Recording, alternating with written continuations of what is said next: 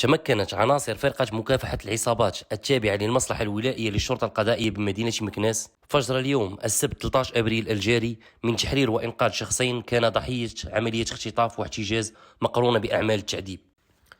وكانت مصالح الشرطة بمدينة مكناس قد تفاعلت بسرعة وجدية كبيرة مع إشعار حول شبهة اختطاف واحتجاز أحد الضحايا داخل صندوق حديدي موصول بالكهرباء من طرف شخص يشتبه في تورطه في قضايا الاتجار بالبشر.